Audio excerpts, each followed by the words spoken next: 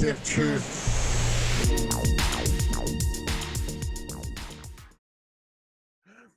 This is great. Redact. Don't be a redact. You know what I mean? Love it. I love it. I love that too. So we should like gobble up this show's nuts and get started. Well said. And without further ado, welcome to the Stiff Truth. I'm Scott Casanova, and I'm here with Bob West, looking fucking cool today. Super fucking cool today. How the hell you doing, buddy? I'm good. I got a lot of sun yesterday. I can see that. I feel healthy and tanned. I'm getting the last of it in before I have my complete white out winter. Because that's what happens is I slowly start to disappear when the sunlight comes out around January, and I'm just like a floating pair of sunglasses. So sunglasses and teeth, baby, just walking around. So for now, before I become the Cheshire Cat, I'm gonna get my last little bit of sun in. Well, it's great to see you, and I'm excited for today's show. One is we got a little, I don't know what you want to call our drink today.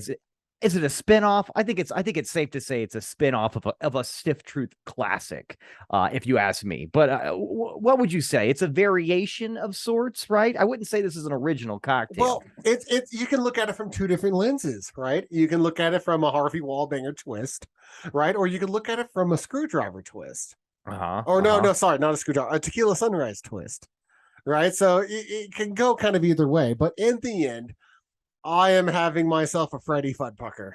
Hey, well, I mean, I'm gonna say maybe, but maybe I'm having a Cactus banger over here. You know what I mean? I like that it's got an AKA name too. That's fun. That's really fun here. And you know what? Here's the thing too. Here's the deal, Bob. Here's the deal. It's good. It's really good. I will say this.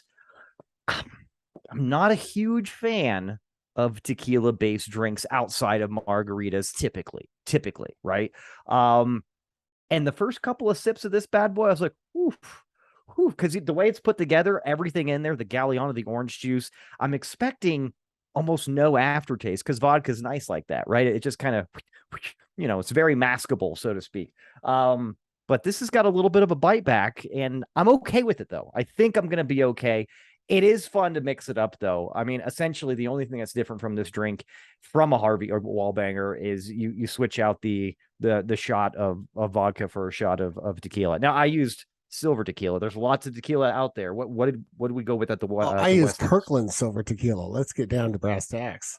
Oh, I did the same. Don't worry. I don't have anything else in the bar when it comes to silver tequila besides my big handle of Kirkland style, which it's not bad stuff. But yeah, no. I mean, I guess beyond the tequila aftertaste, it's essentially the same thing. Yeah, and it's also similar to the Devil's Punch. So what's in that again? Because I know that you make that more often than I do. I want to say, shit, I don't remember. I just remember it's got tequila in it, right? So yeah, I don't remember off the top of my head. But I'm gonna pull it up real quick just so that we can have it.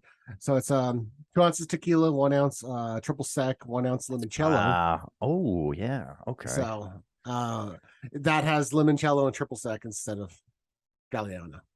Other than that, it's the same thing. Well, that's not true. It's not the same. It has sour mix also, so it's a different drink. Essentially, it's an entirely different drink with one entirely different drink. It's just tequila and orange juice, though. That's the base. Right? It's essentially the same thing, except for like 5 ingredients or so. But I mean, tomato. You know what I mean? Let's go. And either way, after the first couple, you're golden. Bob. For everybody enjoying podcast land, you can maybe tune into the YouTube, but I'll just I'll narrate for a moment here. It's somewhat hard right now to take you seriously, seeing the ring light reflection. Oh, look at that! It's like ghost eyes, and you can see my monitor. It's like such bad lighting and placement. It's fantastic. That's how we do it here at the Stiff Truth. We gotta keep it classy here. We don't fuck around. Oh my goodness! But Bob, I'll tell you what, man. What a nice little dandy. I don't know about you, but I went ahead and made myself 2 of these bad boys. What about you? Of course, yeah. I make myself 2 of anything that we make. It's interesting. I know that's kind of rule of thumb here, and I think the last couple of weeks I've neglected to do that and just made one drink. I'm not sure what I was thinking. Maybe I was like trying to be conservative or I don't know. But it's not going to happen anymore, Bob, because this is it's one of those drinks. I think it's the Galliano. Is it the Galliano that kind of just makes these where you want to kind of chug them to a certain degree? Like you don't really chug them, but I find myself taking vigorous sips very quickly versus like a sipping cocktail. I do the same thing with Harvey Wallbangers. I suck them down like candy, and it's the same thing. I think it's the Galliano. I do similar things like with I make delicious fucking cocktails. Like no fucking around or self-aggrandizing here. Straight up, Scott, I make delicious fucking cocktails, and I'm a fan of potent ass drinks that are panty jumpers that you just can't really taste the alcohol. Last night, I introduced my father-in-law to and he's modest too, by the way. Last night, I introduced my father-in-law to a 57 Chevy. We've had them on the show. They're delicious. They are good. You can't really taste booze in that, and it's full of booze, right? So I'm drinking that, and I gave it to him, and he's just like, "Wow, that's really good." You can't really taste it. I was like, "That's the idea, Donnie. That's why this is a $15 drink at the bar. It's not a $3 beer in happy hour. No, this is like a badass drink." And then, but I found myself finishing mine in like maybe 2 minutes, and I know there's like 4 ounces of booze in that sucker, right? And then I'm like making myself another round here, and I'm just like, man, I'm just a huge fan of good cocktails. Whoa, whoa. Easy on that soundbite, you know what I mean? We're gonna run with that one. So for real though, cocktails are just amazing, and you know, I'm really glad that we've opened up our repertoire, our skill set, our palettes, everything since we've started this show. It's a whole new experience having a full bar at your house. I don't ever want to be without one. No, I'm 100% same page as you, buddy. And yeah, I would have to say, I am quite proud of what we've been able to accomplish, just beefing up our bar knowledge, not even just the physical like bartending tools and resources and attributes that we've also built up.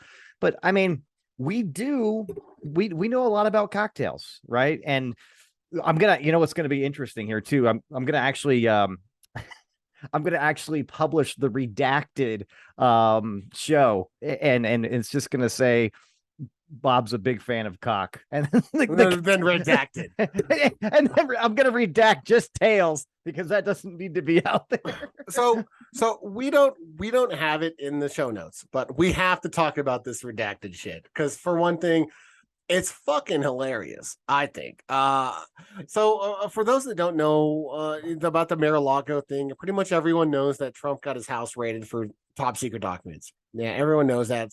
We're not going to rehash all that. But the interesting thing is that Team Trump sued the Justice Department to get the copies of the affidavit that was filed to attain that search warrant from the judge. Yes. Right. And the judge granted it, but gave the DOJ the chance to redact it before they release it. And they gave him a piece of paper that looks like. I mean, literally, we laughed about this last week on the show, too, when we were talking about Mar-a-Lago. And we're like, dude, you know what it's going to be? It's going to be a document full of blacked out lines. And literally, when I saw copies of it on the news the past couple of days or whatever, I mean, Bob, what was very clear to me is that the affidavit has page numbers. All right. So at least the Trump team knows that was the case because they've got it out there. That was honestly, besides the title and who it was like from, everything else was blacked out, which I thought was really interesting that there was such a push to make this affidavit public, like it was going to do anything. So literally it's happened. And nothing has changed. And it's still just circling out there. It's like just sharks in the water right now. Nothing's happening, but there's a lot of chum out there. I don't know, Bo. I would like to adopt this process into more aspects of modern life. I think offering the opportunity for a redacted report on something is something that we should all do, right? Oh, okay. Like, honey, I made an Amazon order. What did you buy? And well, I'm going to give you the order history, but I'm going to give you the redacted version. And then I'll give you the redacted credit card and bank account statements too. Where did you go to lunch today? You're covered in glitter. I'm gonna have to give you the redacted report on that. Look, I'm transparent about everything I do. Here you go. Look.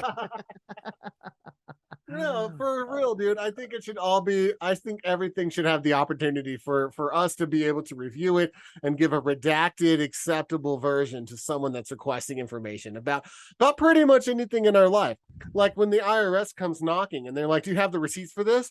You just hand them receipts that are fully redacted except for the date in the store. You're like, "I'm sorry, I'm gonna have to protect this information and redact the rest of this," but that's gonna be okay. There is precedent. But you're a look, I'm being cooperative here. Okay. So I don't want any hassle, man. No, absolutely. That it's a good point here. And in all seriousness, too, like the affidavit is essentially the Department of Justice's what they believe would give them probable cause, right? So that's what's in the document without it being redacted. It's like, look, in there, hey, it names witnesses, what they said, who they were, when they said it, all of that. It names the evidentiary pieces that they have leading them to this conclusion that they want to find this evidence and why it would be there. It's everything that's like building their case against Mr. Trump. So it would be in that affidavit. Is it safe to assume then that because the affidavit and the alleged crimes are, leaking top secret, confidential, harmful information to anybody else outside of the United States, that what is within this document is also probably top secret? Would that make sense? I think that kind of makes sense. Oh, Jesus. He means business. Oh, here, hold on. Bob slowly takes off his Ray-Bans and leans into the microphone. I love how it's not sunglasses, but it's Ray-Bans. Good on you. Yes, Good on you. So, honestly, it's both, right? So, I just needed that for a fact. The glasses are back on now. So it's yes. There's classified stuff in there, so that's all naturally going to be redacted. But then there's also bits and pieces from an ongoing investigation that they can't risk witness tampering and all of that other shit.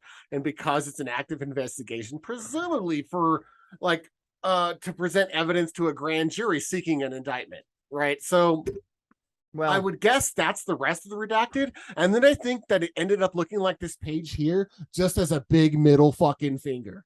Yeah, that's what I think. I think they went overboard on it all just because to make a point. Well, I even heard that the person that actually had the black magic marker that did all this redacting was a disgruntled English major. So they also redacted a bunch of grammatical errors too. So I mean, any and all things. there's not an apostrophe in that. It's get the fuck out of here. They're like, there, huh? Yeah. There. Okay. Yeah, we're just gonna take that out. We're just gonna go ahead and take that out.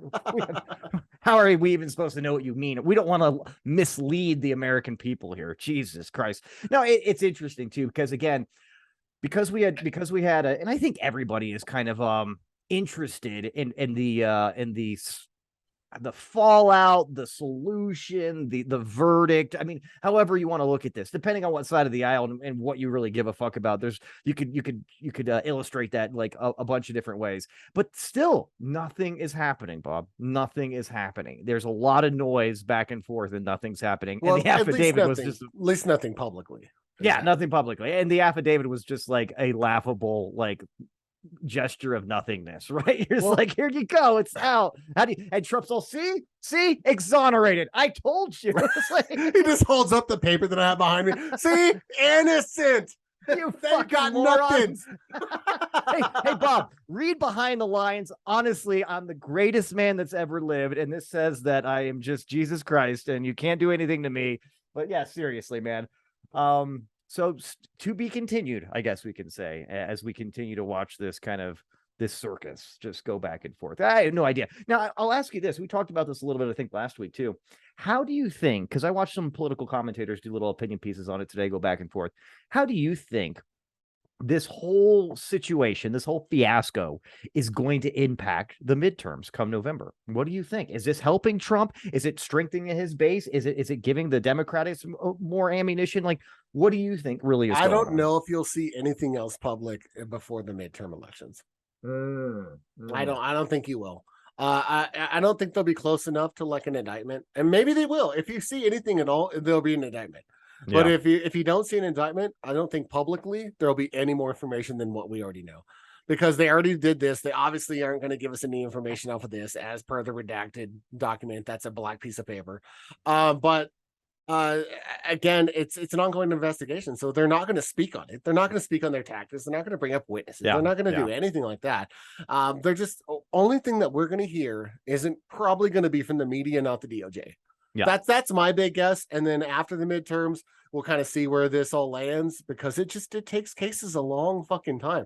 There's a group of like people that, like, I don't even know, heinously, brutally murdered like a child, like a 10-year-old child in Albuquerque, right? Like 5 years ago. That trial just ended, like last month, like or even earlier this month. Like it took like 5 years to like get to that trial. So I don't know, man. The justice system is excruciatingly slow more often than not. So I really don't think that there's going to be any revelations that the DOJ is going to make public, and I don't think that they're going to feed anything before the election, other than this, right? They didn't want to give this redacted paper. They didn't want to raid his house, but they did. Sorry, I got an update. I thought it was Zoom again. Anyway, so I don't think that we'll see. That's my opinion. Was that a gay porn notification that was going? It was just like Long Dan Silver just posted a new video. Like, when the show's over. God, can we take a quick break? Come back all sweaty. So yeah, I personally I don't think we'll see anything else out of this. I'd be interested if we do, but I don't think so. Well, and you're probably right in that sense. It probably just makes sense. I mean, the legal proceedings typically go at a snail's pace, regardless of what the case is, too, which is kind of, it's unfortunate. You don't want to feed like the witch hunt stuff if it's like really not a witch hunt and they're trying to do it legit. You don't want to feed that unnecessarily if it's really not. So we'll see. There's nothing but we can do but sit back and wait and see what actually happens. And I honestly think this doesn't really change much of anything for midterms anyways, where it stands now, because, we talked about this too. Do you think that this kind of put a crack in the blind faithful servants of the Trump base? No, it's strengthened his base probably that much more, right? I mean, they hate the Department of Justice and the FBI now. They're all in cahoots with the Democrats and blah blah blah blah blah. On the flip side, if you're a Democrat, you're just like, yeah, well, it makes sense. Trump is fucking shady as fuck. He's got all kinds of documents, probably going to sell them to China or North Korea or something like that. They're totally justified. I don't really think I don't think it's taken anybody from another side anywhere. You know what I mean? I think it literally just is strengthening the already held beliefs of each base, and it's not really doing much. That's my personal opinion. 100%. As far as like the Democrats go, this doesn't change anything for people. They wouldn't have voted for Trump anyway. But as far as the GOP goes, his like core base of GOP like followers are gonna still vote for him. This is all a witch hunt. This is all fake and all this other bullshit, right? But what it did do is it probably does hit some of those old school Republicans. But honestly, those old schoolers that were looking for a reason to not vote for Trump, they're probably a DeSantis vote or something at this point anyway. And voting for someone else in the GOP primary, regardless. So he's probably losing those votes if this doesn't happen. So we'll see who they're going to trot out there. But I think we all know it's pretty much between DeSantis and Trump at this point, right? It seems that way. It definitely seems that way. I mean, we'll see what happens here. There's a lot of things going on right now to win voters. Hey, quick question. Democrat aside, if you had a gun to your head, you voting Trump or DeSantis? I'm voting DeSantis. Yeah, me too. Yeah, I think he's a scumbag, but he's less of a scumbag. I honestly think I also think he's very entertaining as well. I mean, don't get me wrong. I mean, he's kind of like a Padawan learner of Trump to a certain extent, but he's definitely done what Anakin Skywalker did too. He's separated himself. He's becoming his own beast. For sure. But yeah, I think that makes more sense. And plus, dude, I'm just like, I'm done with that show. You know what I mean? When it comes to Trump, I've seen it. It was entertaining. Don't get me wrong. There's some things about Trump that made me laugh hysterically, but it was laughing hysterically in like an uncomfortable, sad way most of the time. Or just like, oh my God, I can't believe that that's the president saying that. That's crazy that he said that. Like, what does Rosie O'Donnell being a fat pig have to do with anything? You know what I mean? It's like, okay, that's fine. But yeah, that would be where I'm at here. Yeah, I would too. Because honestly, man, if they roll out Biden again, and it's like Biden and Trump or DeSantis there, I mean, I don't know, man. I hate to say it, but I'm probably looking at DeSantis. I don't want to put an 80-some-year-old Biden in there. I think he's already struggling. Well, and you mentioned something key there. They're going to have to roll him out. You know what I mean? They're literally going to have to bring him out and help him like do hand gestures at that point too, because I don't what was it? It was the other day, dude. I watched it. I had to wait. I even took like an hour lunch just because of it, but I turned on the news when I was having lunch and he was about to do his press conference for the Student Loan Forgiveness Act, right? And I was like, oh, I gotta see this. I just have to see it. It's monumental, right? Let's see what's going on here. And he comes out, he starts talking, and within like a couple of minutes, if you haven't seen this, please go back and watch it. I think this was like Tuesday or Wednesday or something like that. But he goes off on a tangent and like starts telling a story about his father. And dude, he like when he tells a story, he starts just like going out in left field and mentioning inconsequential details that nobody would give a fuck about. He's like, yeah, there was a lady there. Her name was Maria. Yeah, her name was Maria. And I remember she was wearing a red shirt. And it's like just fucking like, you're like, why? Like, why do we need to know about her shirt? Like, and I don't even know if he said that, but he's like, it's just so fucking detailed to the wrong details. Do you know what I mean? Like, where are we going with this Biden? And you can see like a couple people behind him like, oh dude, what's he doing? What is he doing? And then somehow he completes the story and like gets back to the script. And that's when he starts like locking in again with the teleprompter. He's like, okay, cool. He's back on, bro. He's back on. He digressed a little bit here. He was in left field, but I started laughing to where I really couldn't control myself because I was like, what is he doing? Does he think that this story is going to highlight the bill or like the next point he was going to make? Because it really didn't. It was quite interesting. But that's just one of the many ways that I think like, Joe, where's your mind at, dude? Like, where are you? Like, it makes me long for the Joe Biden of like 15 years ago, right? Or 10 years ago. When was he vice president? Let's say 10 years ago, right? That makes sense. It's like 10 years ago. There we go. The guy that had all of his marbles. But well, I mean, we think I don't know. He didn't give any speeches then. No, in fact, like I think Obama smartly like kind of kept him in the closet. You know what I mean? With Pence. He was only on the Obama ticket so that people couldn't say that he was too progressive. So that he could make sure to get those moderate Democrats, because you don't get much more moderate Democrat than Biden.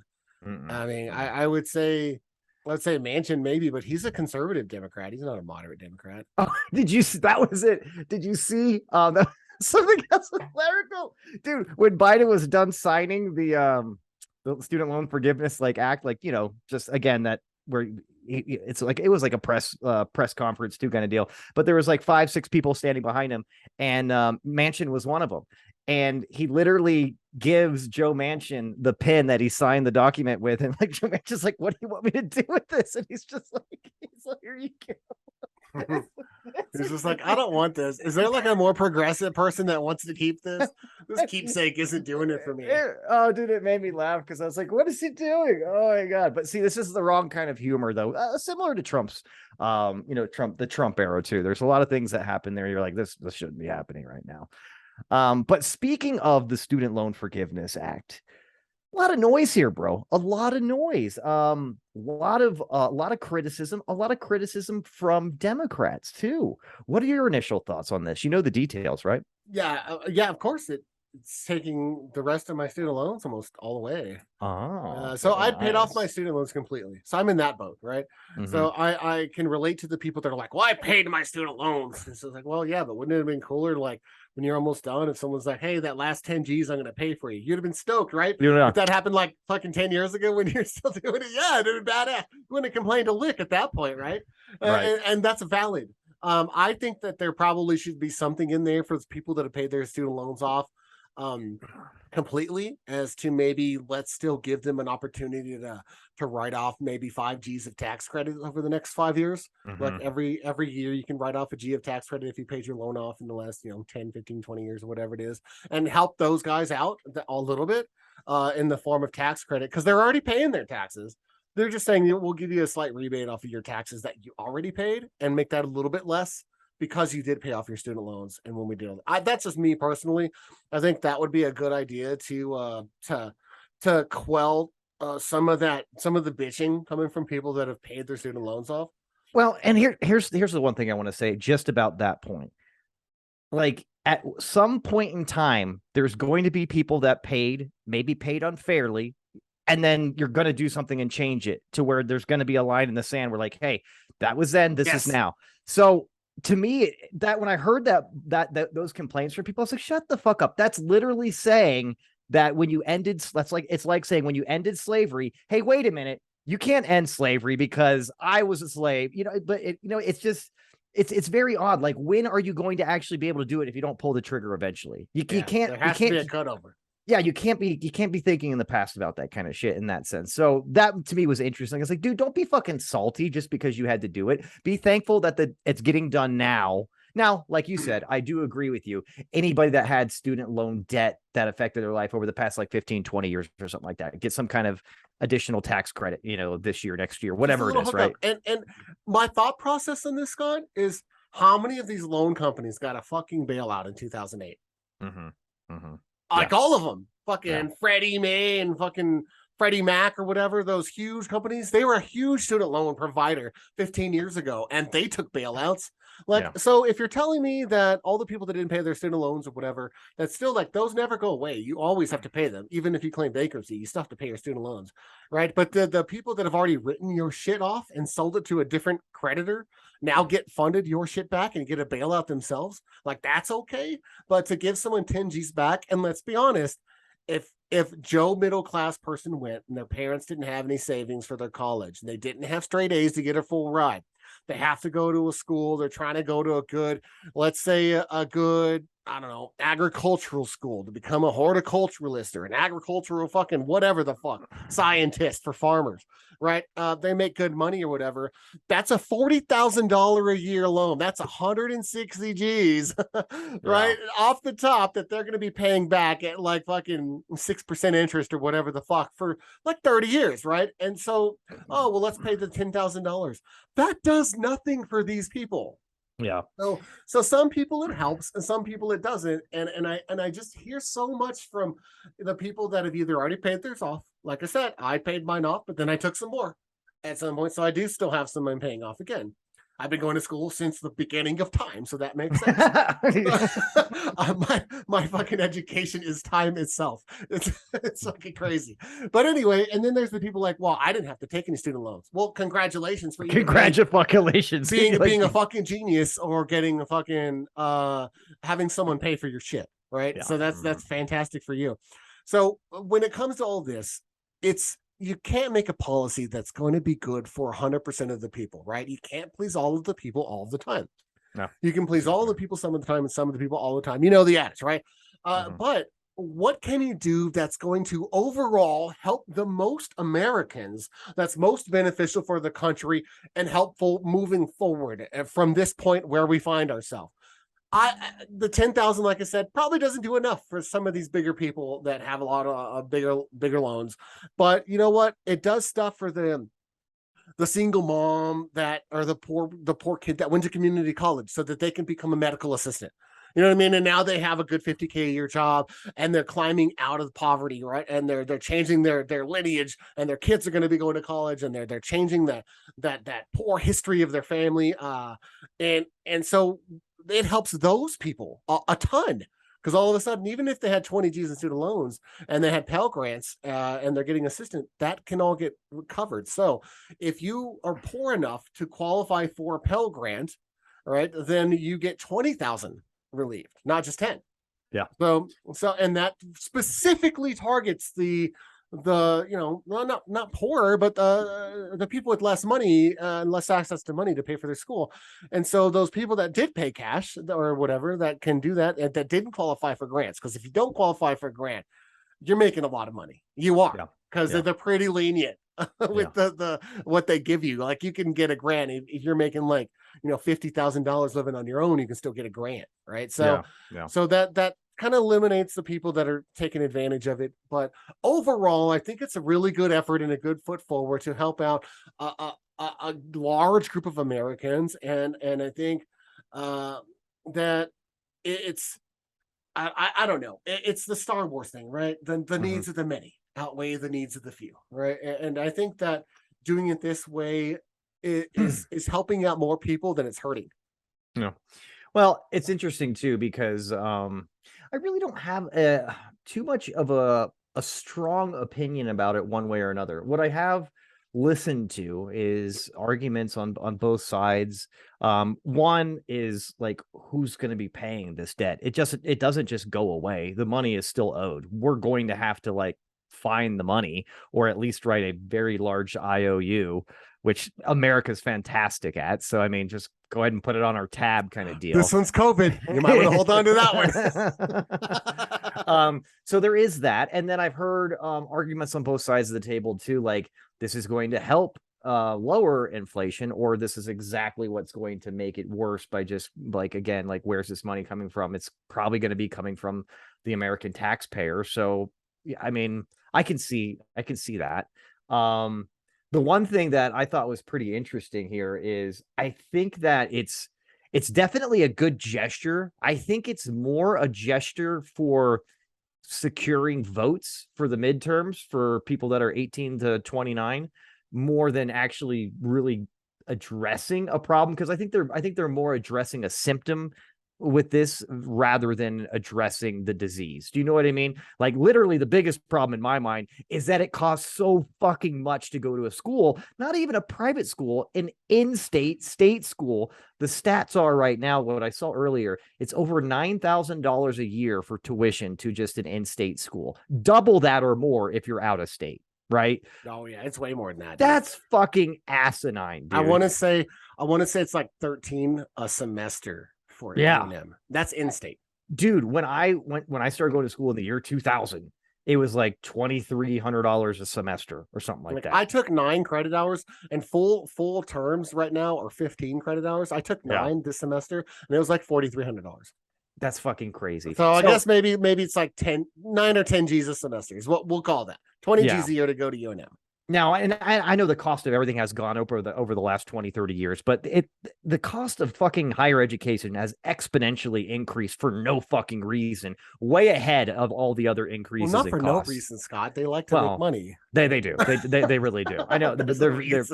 But the other thing, so that's number one. I think we just like, especially for the state schools, you can't do anything about the private schools. Hey, dude, you want to go to Harvard? You're going to pay $100,000 a year. End of story. You want it? It's a status thing. You're going to do it. So unless you can get a fucking scholarship, dude, cough it up or something like that, right? But if it's a state school, I feel that there could be more of an effort to just cap things where they're at. Stop the bleeding, right? In the sense of what they're charging kids to go to college. And the second part of this, I think, is like, they should also cap or eliminate, if they could do this more than loan forgiveness, eliminate the interest rate for student loans. Just eliminate it if you want to help people out and not like exacerbate the issue when they already own like $100,000. Oh yeah. Also make sure that they owe that at like a fucking 15-20% interest rate too. So there's a couple things there I think they could be doing, or at least maybe subsidizing the interest. Something. I mean, there's just, I think this is something that's quick and easy to say. Again, it gets a lot of attention. I think, unfortunately, too, because again, somebody does have to pay for this. It's going to come out of your and my pocket, regardless, as if you're paying the loans or if not. I mean, probably just going to have higher taxes at the end of the day, which is already something I was getting prepared for, anyways, for the foreseeable duration of the next few years. But I don't know. That's kind of my take on it here. What I thought was pretty crazy too is you had mentioned something there that's so spot on. It just makes me laugh sometimes. Is like, no matter what anybody does, good or otherwise, like, you're never going to make everybody happy. And it's funny that no matter what you do, people are going to complain and then complain because you did it, even if you're trying to help. And what I'm talking about here too, which again, I understand that the people that are most affected by student debt are poor and minority, right? But what I've heard right out of the gate, once this noise started about the Loan Forgiveness Act, is that the act itself was a sign of systemic racism, and that this was a racist bill, and it was negatively affecting people of color, especially like Black women and brown women. And I was like, Jesus fucking Christ, dude. I was like, what can you do here without something being construed to being racist and just, being stereo? I don't know. It was crazy. I don't know if you saw that too, but I was like, God damn, I kind of get what they're saying here, but how do you do this, man? You can't literally fix every problem and make it about race to fix us being fixated on race. That's not the way. That's it's counterintuitive. It's you know what I mean? So I thought that was interesting too. I was like, well, what would have made these people happy that are complaining about this? Is like everybody that is not a white man gets all the money, but white men that are in student, debt or have student debt, you just pay your shit because this is fair. I was like, I don't know what the solution could be there to make everybody happy, but I thought that was interesting too.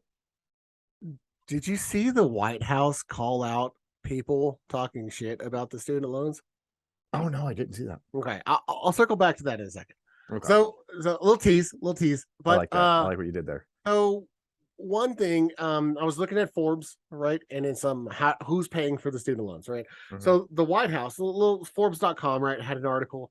Let me give proper credit here. Canceling student debt isn't free. Here's who pays for it, by Kelly Ann Smith. All right, there. Credit has been given. Kelly Ann Smith, good friend of the show. So, who pays for student loan debt cancellation, right? Canceling federal student loans will cost the government hundreds of billions of dollars, right? And it's estimated to be $519 billion federal deficit over the next decade. Wow. Right? And that's for $10,000 per borrower, right? The administration hasn't provided official numbers at how much the program will cost, but Biden said at a press conference that there is plenty of deficit reduction to pay for the programs. So what the White House is saying is that they've cut the deficit down this year enough that it's already paying for the programs over the next 10 years. Because some of the stuff that they've done, and they're saying is cutting the deficit, like the ARI or ART or whatever the last bill that they passed was for the green stuff, and I don't know. There's a bunch of stuff in the last bill, right? the Inflation Reduction Act. Thank you. The IRA, not the Irish. The Inflation Reduction Act that mainly has to do with clean and green energy, but it's cool, right? That's right, exactly. So there's how bills are. They're just gonna pack a bunch of shit in there whenever they can, And so they're saying that is reducing the deficit by X amount of numbers over the next 10 years. I think they're kind of folding that into this, but again, if you asked them how, you'd probably get a redacted paper, like what you see behind me. So there's no clear answer on it, because all of these programs, we've talked about this on the show before, right? Is when people put like budgets out for 10 years, they're putting them projected off of if nothing changed and they stayed in power and things stayed as it is right now. Nothing ever stays the way in our country for more than a couple of years. No. So someone's going to come and change something. It's going to totally change the forecast of that original plan, and then most likely it'll be sabotaged by the other party so that it specifically looks shitty so they can use it for, voting propaganda, right? So that happens almost every time the opposite party assumes power. They fucking break whatever was going on so that they can throw the other party under the bus. Yeah. Case in point, look at the southern border. If you're watching CNN or MSNBC or really anything besides Fox, what was going on at the southern border from 2016 to 2020 was essentially like the Holocaust, right? It was just crazy treatment. And now like everything is humane and everything's done right, and blah blah blah blah. If you watch Fox now, they do the same thing. And what's funny is like the policy, besides the open border thing, but how they do like the camps and everything there, and how they like treat everything is almost identical. It's like the same. They just stop separating children. Yeah. That's the one big difference. Everything else is pretty much the same. It's exactly the same. But if you talk to anybody on one side of the aisle, they'll be like, "Oh, Jesus Christ, Biden doesn't know what the fuck he's doing down there at the southern border. He is directly, he and his administration are directly responsible for the billions and billions and tons of fentanyl that are coming over the board, and all these murderers and rapists and criminals, and that's why my neighbor overdosed because of Joe Biden, right? He rewind it back. He was like, seriously, Christ, like they really connect the dots in a crazy way. You wind this back to 2019 or whatever, and you got people like, oh, there's no reason to build a wall. There's like, we just got to let everybody over. Like this Trump is a Nazi, blah blah blah, and it's all about the border. It's interesting. Again, like the policies are almost identical. It's crazy. No, dude. In fact, that Title 42 shit where they quit allowing asylum people like to claim asylum, and the people that were claiming asylum had to wait on Mexico side. That just ended like a few months back. And it's like a couple years into Biden. And Trump had enacted that during COVID, right? Yeah. So some things, like I said, I say it again and again and again, behind the scenes, Republicans and Democrats are very much the same. They just rile up the fucking media and get stupid people to fucking care about nonsense. You know what they're doing is they're standing behind this redacted document behind you, jerking each other off. That's what Republicans and Democrats are doing most of the time. You remember in 2017, Mitch McConnell when Trump passed the Tax Act, right? Mitch McConnell. Yeah, I remember him. I love your Mitch McConnell. That's a mean Mitch McConnell right there. That tax plan was like 5 years of like, middle class folks saving some money. Right. And eventually at the first year of that, I was like, I saved quite a bit on taxes, legit. But I saw the 10-year fucking ramp up. There's like basically the when you're looking at your mortgage, there's like an amortization schedule. So like after the 5th year, it's like starts really shooting up. Last year I paid more in taxes than I've ever paid percentage wise in my life, because it's already started. And the Democrats haven't done anything to change that since they got into power. Right. And people always point out those timestamps too. But you paid that much in taxes because it's the Democrats' fault. Nothing that the Trump administration did, and vice versa, right? Depending on what side of the aisle. I'm right on schedule from the 2017 tax plan. It's exactly where I'm supposed to be. And it's going to get worse and worse over the next 5 years. I think the plan was to adjust it at some point so that, people didn't notice, but it was right there in the open. They just didn't report on it much. And I'm talking like no news outlets really reported on it very much. Because this is a bipartisan deal. I don't care what anyone says. If it wasn't a bipartisan deal, why has the Tax Act not been changed? You can use reconciliation to change the tax. You don't need a supermajority. You can do it with 50 votes. They haven't done it. Why is that? That's because all of them are millionaires and they're all getting that tax break. I was about to say they're all lining their pockets because of which. So it's kind of like, let's focus on Republicans, all fucking assholes. You heard it here first, folks. And Bob West for Congress. You're like, Democrats, Republicans, all fucking assholes. I'll tell you, vote for me. This is approved by me. Well, and here's the other thing. I wonder this. Because here's the other thing I heard, going back to student loan forgiveness here, or if you watch Fox, the student loan handout. And nice. Is it a bailout? Yeah. Well, I think it's so funny because I fucking love that. I was doing that the other day. I was like, because I literally my 3 most watched channels, because again, I'm a 40-year-old man. It's ESPN. Well, it's 4 ESPN and then Fox, CNN, and MSNBC because I hate commercials. So I've always been flipping between the two. The porn channel was redacted. Yeah, I don't watch that on the TV. I don't watch that on the TV upstairs, so it doesn't pop up. The incognito window, right? Am I right? Bobby.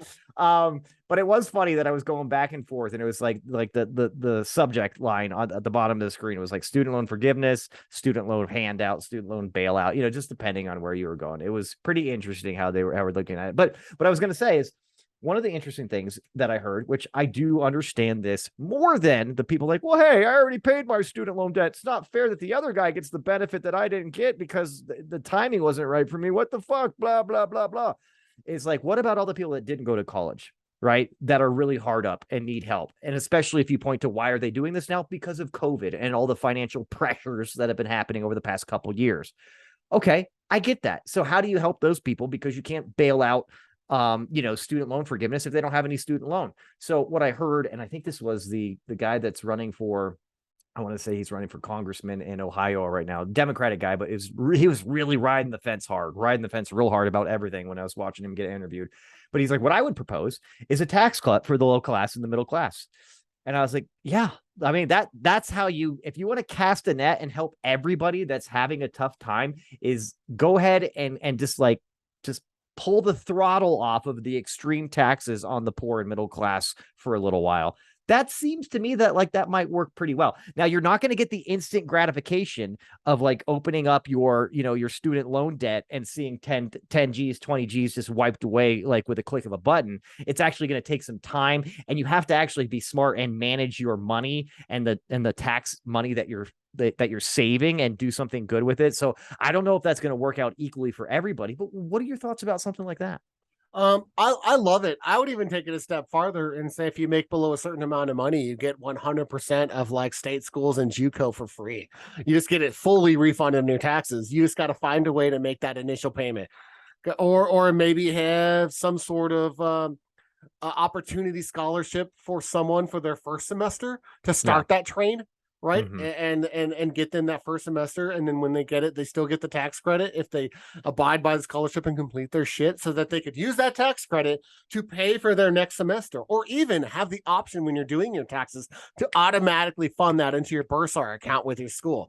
And it just automatically goes away to your school account when you get that shit. And they just keep your school rolling like that. Just maintain your shit and produce your grades or whatever.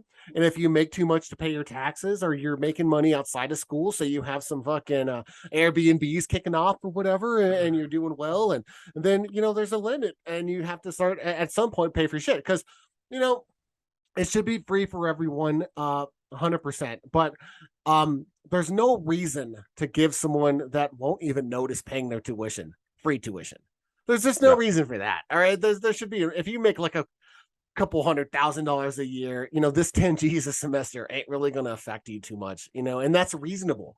And I as a fairly high earner myself, I'm okay with that.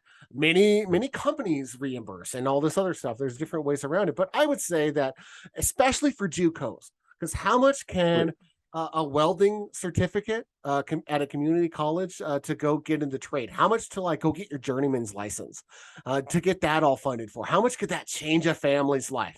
How much to like just like go and get in an associate's degree to go get a $40,000 to $60,000 a year job? How much can that change a family's trajectory?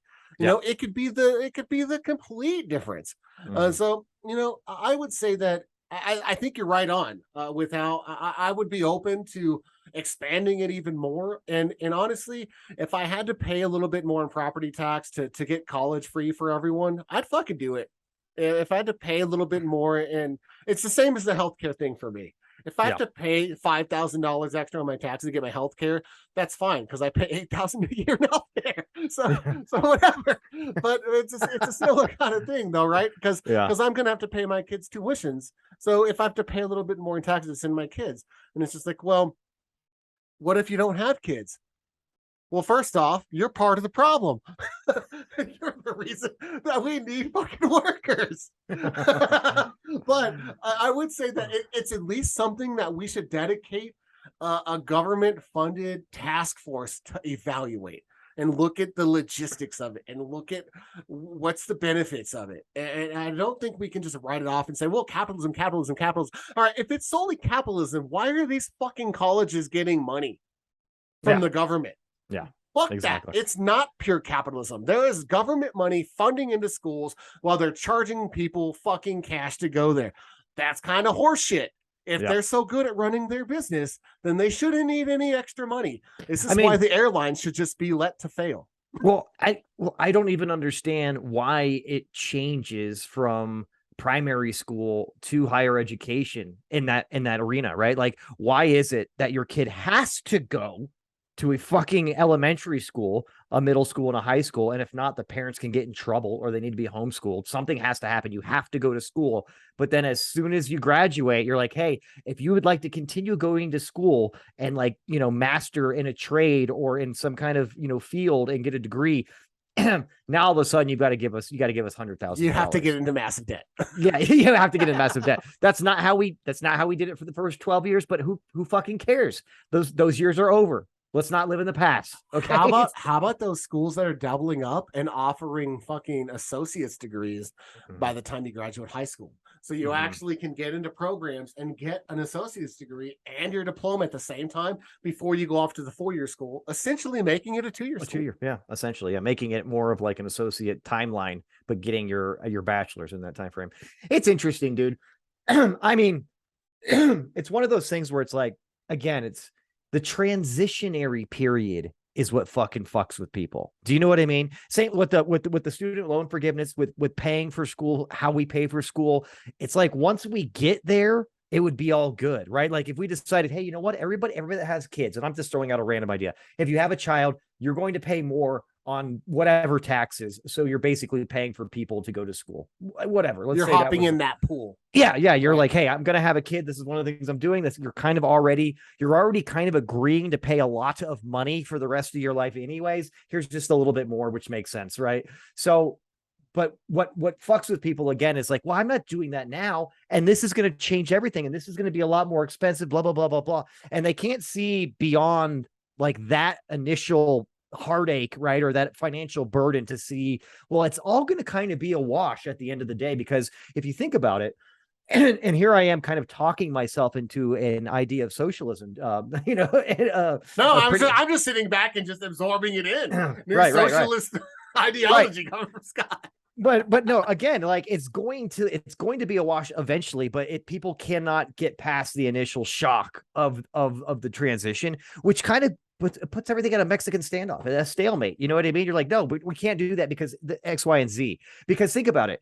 We're paying now on average almost $10,000 a year for our kid to go to a fucking state school in our own state. Yeah, in our own state. That's not even like a really good school. If they want to go to a really good school, that's another state. You're like, oh, you can't do that. It's a $250,000. Yeah, you got to get it. You got to get a fucking. Yeah, you want to go to an Ivy League school? It's a $250,000. Absolutely not, right?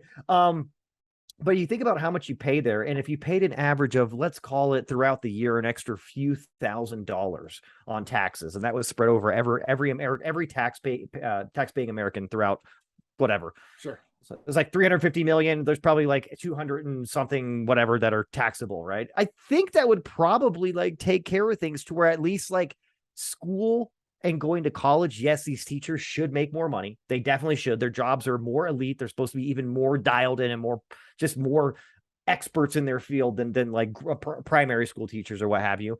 But dude, like beyond like paying like a premium just to go to the school, which should be very nominal or whatever, and books and shit like that, I think that should probably be it. And we should probably just pony up and like kind of share the burden together to make the American people smarter and more productive and just more doable in general, right? Because all we're doing right now is we're perpetuating rich people. Cool, awesome, right? And anybody those rich people nab, and then everybody else, they just can't go to school. Everyone else can fuck right off. Welcome to the new serfdom, right? And feudalism system, to where all the poor people get to stay poor and become serfs and indentured servants and shit. No, I agree, and there's got to. That's why I say the task force.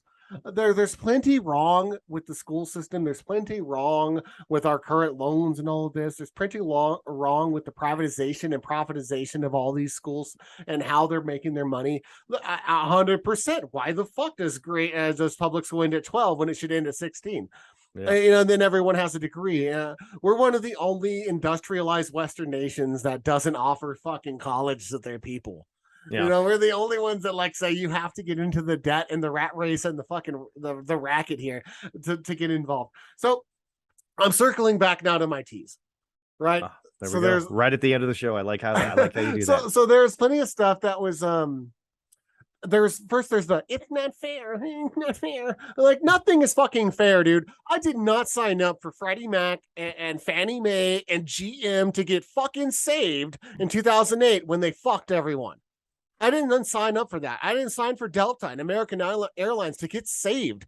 We gave them like $500 billion so that they could keep fucking people and running bad business. I didn't sign up for that. How the fuck is that fair? Yeah, you know what I mean? So, but then $10,000 for like normal people to help their lives. So anyway, so there's that. Second thing is there's been a lot of clamoring from the far right, right? And so, for instance, MTG, we all love our Marjorie Taylor Greene. She always gives us great content. She does.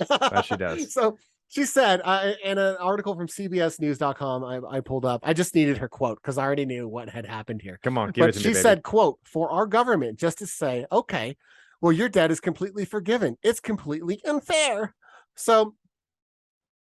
And taxpayers all over the country, taxpayers that never took out a student loan, taxpayers that pay their bills and maybe even never went to college, are just hardworking people. They shouldn't have to pay off the great big student loan debt for some college student that piled up massive debt going to some Ivy League school. That's not fair, right? So the White House responded straight up from the White House Twitter account.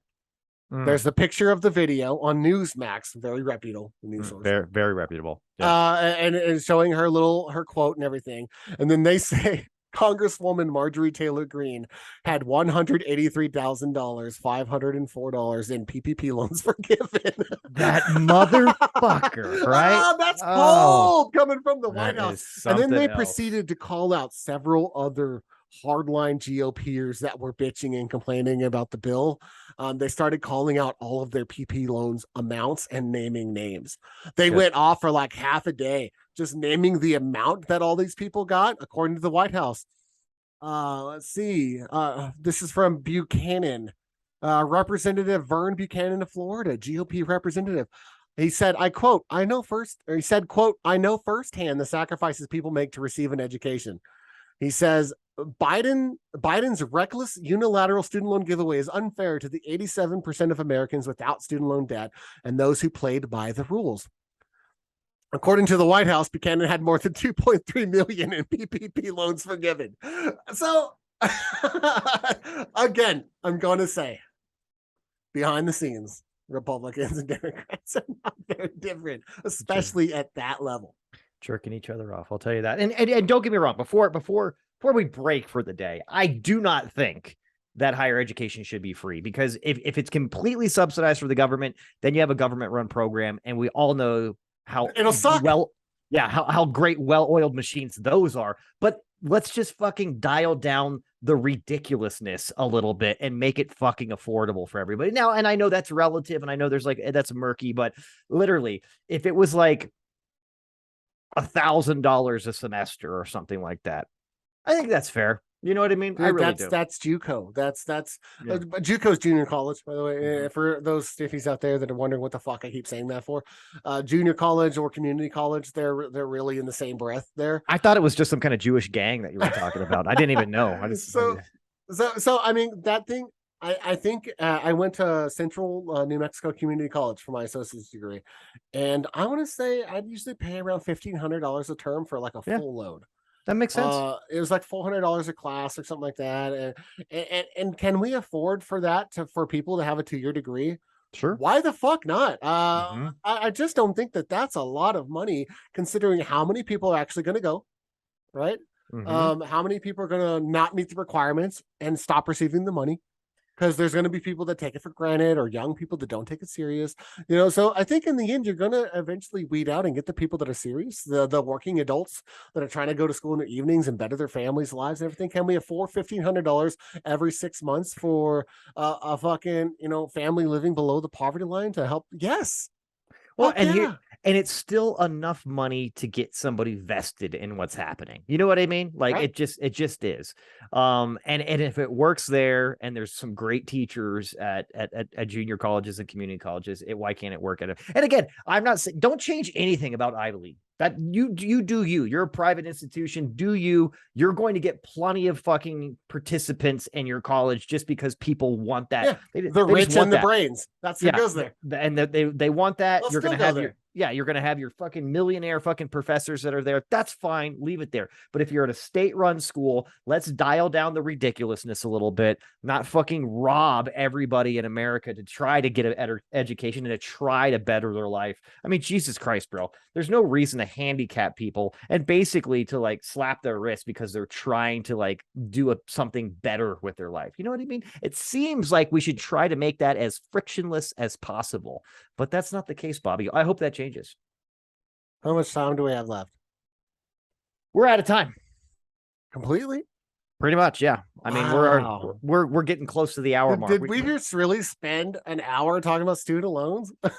Hey, I know we need to save a little pussy for the rest of everybody else out there because wow.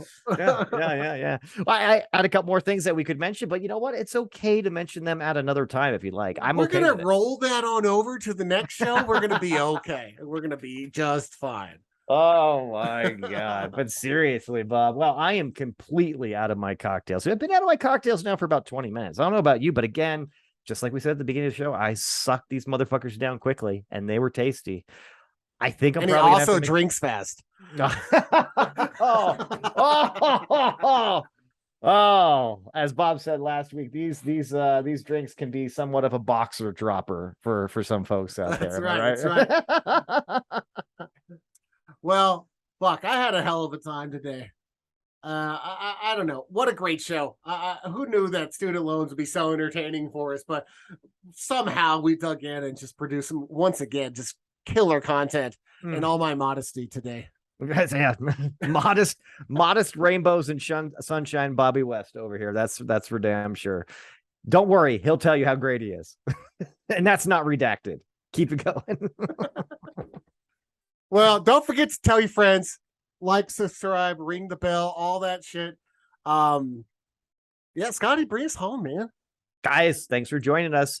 We're going to be back at it again next week with some more riveting conversation between Bob and myself. So until next time, guys, we love you all. Take care. See ya.